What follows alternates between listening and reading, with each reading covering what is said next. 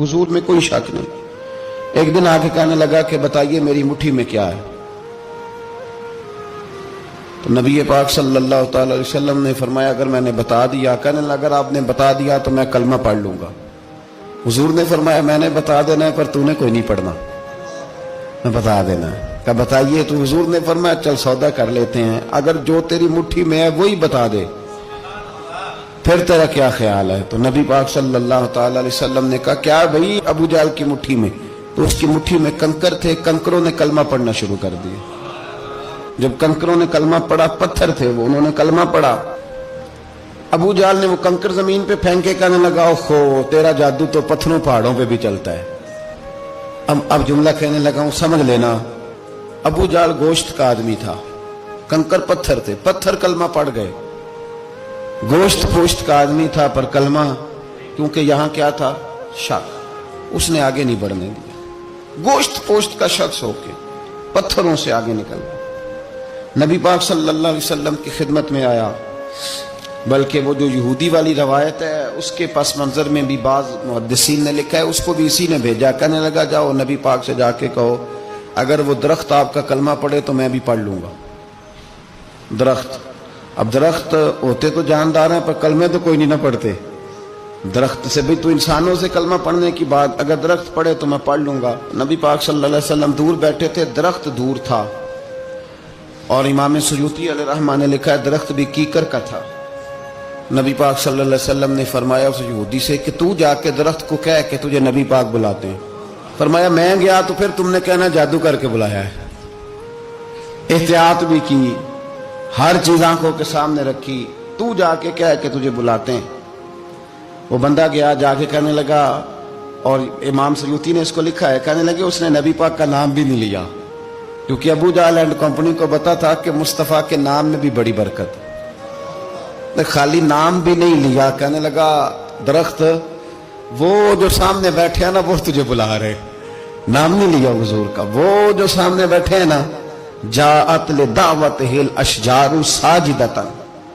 इमाम बोसीरी कहते हैं दरख्त आया और सजदा करता हुआ, जमीन चीरता हुआ आया। किस तरह आया? पहले आगे झुका, फिर पीछे झुका, दाएं झुका, बाएं झुका। यहां भी लिखने वालों ने लिखा है कि वो ना दरख्त अपनी जड़ें उखेड़ रहा था। जब चलना था ना उसने हुजूर की तरफ आना था तो आगे दाएं बाएं हुआ, जड़ें उखेड़ रहा था। लेकिन हमारे उस्ताद जब हमें ये रवायत पढ़ाया करते थे तो कहते थे जड़ें नहीं उखेड़ रहा था। जब उसने सुना मुझे नबी पाक ने बुलाया तो उसे वजद हो गया था, वो झूमने लग गया था, झूम रहा था, हुजूर ने मुझे बुला लिया। जाअत ने दावत हिल अशजारु साजिदा। तो दरख्त आया, उसने आके नबी पाक को सजदा किया। लकड़ी का बना हुआ दरख्त है, सजदा किया। सजदा करने के बाद दरख्त उठा और उठ के उसने नबी पाक का कलमा पढ़ा। वो जिसको अबू जहल ने भेजा था ना यहूदी, वो दरख्त की हालत देख के कलमा पढ़ गया। वो कलमा पढ़ गया, लेकिन यही बेईमान कहने लगा ओए होए इनका तो दरख्तों पे भी जादू चलता है।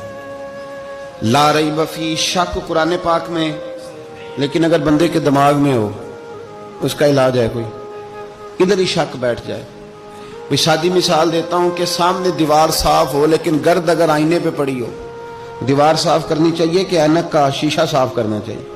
सारी जिंदगी लोग दीवार साफ करते गुजार देते, सारी जिंदगी तराश खराश करते गुजार, अपनी मर्जी की पेंटिंग करते गुजार देते हैं, पर अपनी आंख की पुतली साफ नहीं करते। आंख की पुतली साफ नहीं करते। किसी ने हजरत रूमी से कहा था हुजूर दुनिया में कोई अच्छा मिलता नहीं, फरमाने लगे थोड़ा रोना शुरू कर ताकि तेरी पुतलियां वुजू कर लें, वुजू कर लें। वो उन्हें पता चल जाए कि कितने साफ सुथरे लोग दुनिया में पाए जाते। तो भाई शक, अबू जहल फिर आ गया, कहने लगा अगर आप चांद के 2 टुकड़े कर दें तो मैं कलमा पढ़ने को तैयार हूं।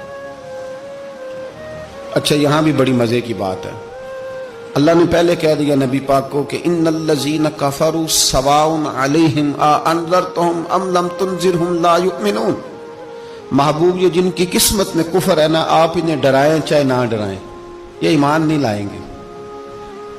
कंकरों ने भी कलमा पढ़ लिया, दरख्तों ने भी पढ़ लिया, सारा कुछ हो गया, और अल्लाह ने भी कह दिया कि महबूब इस बेईमान ने कलमा नहीं पढ़ना। पर हुजूर ने फरमाया ये पढ़े ना पढ़े हमने मैदान नहीं छोड़ना। जितनी दफा आएगा ना ہم اسے ضرور معجزہ دکھائیں جتنی دفعہ ہے. ہم کیوں میدان چھوڑ. آگے کہنے لگا جی اگر چاند کے 2 ٹکڑے کر دیں تو اقتربت الساعۃ وانشق القمر. تو نبی پاک صلی اللہ علیہ وسلم نے انگلی کا اشارہ کیا. چاند 2 حصوں میں بٹا. کوہ صفا ایک پہاڑی تھی مکے میں, آدھا ٹکڑا پہاڑی کی اس جانب ہوا, آدھا اس جانب. یعنی وضاحت کی اللہ کریم نے کہ ایسے نہ ہو کہ یہ کہہ دی وہ تو ایسے بالکل شک ہوا تو مل گیا, پتہ نہیں میری آنکھوں پہ جادو ہو گیا, ملا ہے کہ نہیں ملا. جب ٹوٹا تو حدیث پاک میں آتا ہے کہ آدھا چاند کوہ صفا کے ادھر گیا اور آدھا تو پہاڑی تھی, چاند نیچے آیا, پہاڑی کے گرد گھوما, آگے جا کے ملا. یعنی وقفہ دیا گیا باقاعدہ دیکھنے کا, سمجھنے. پوری دنیا میں جتنے لوگ اس وقت چاند دیکھ رہے تھے, ہندوستان تک روایتوں میں ملتا ہے کہ لوگوں نے گواہی دی کہ ہم نے چاند ٹوٹتے دیکھا ہے. زمانہ مان گیا, لوگوں کی چیخیں نکل گئیں, لوگ قدموں میں گر گئے.